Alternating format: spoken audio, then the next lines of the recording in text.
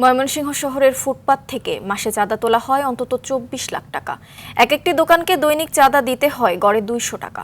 নগরীর গাঙ্গিনাপাড়, চরপাড়া মোড় ও boundary road এলাকার অন্তত ৪০০ অস্থায়ী দোকান থেকে এসব চাঁদা তুলছে একটি প্রভাবশালী মহল। ময়মনসিংহ থেকে মোজাম্মেল খোকনের পাঠানো তথ্যচিত্রে বিস্তারিত জানাচ্ছেন সাকিব আল হাসান। ময়মনসিংহ মহানগরের ব্যস্ততম বাণিজ্যিক এলাকাগুলোর ফুটপাত দখলের চিত্র এটি। বিনা পুঁজিতে এই ফুটপাত থেকেই চাঁদাবাজদের পকেটে যায় মাসে অন্তত ২৪ লাখ টাকা। কেবল নগরীর গাঙ্গিনাপাড় এলাকায় ফুটপাতে দোকান রয়েছে ৩ শতাধিক। একটি দোকান থেকে দৈনিক গড়ে আদায় করা হয় ২০০ টাকা। এই হিসেবে কেবল গাঙ্গিনাপাড় থেকেই মাসে তোলা হয় ১৮ লাখ টাকা। এমন বাণিজ্য চলে নগরীর বাউন্ডারি রোড, চরপাড়া মোড় সহ ব্যস্ততম এলাকাগুলোতে। ফুটপাত থেকে প্রতিদিন ব্যবসা করছে পুলিশ প্রশাসন।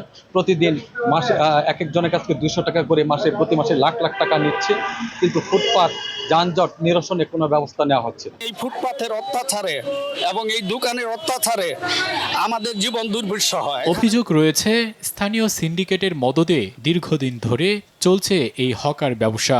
তবে পুলিশ বলছে ফুটপাত দখলমুক্ত করা তাদের কাজ নয়। এটা আসলে রেসপন্সিবিলিটি সিটি কর্পোরেশনের।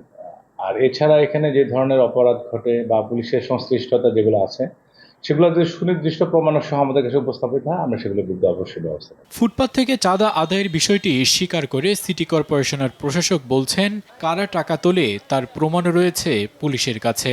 আমার কাছে প্রমাণ সহ আছে কারা এখান থেকে সুবিধা গ্রহণ করে। আর এই কাজটা অবশ্যই সিটি কর্পোরেশনের না। আমরা জনগণের স্বার্থের কারণে এই কাজ সীমিত হই। আইন শৃঙ্খলা জনিত কোনো কাজ ময়মনসিংহ সিটি কর্পোরেশনের না।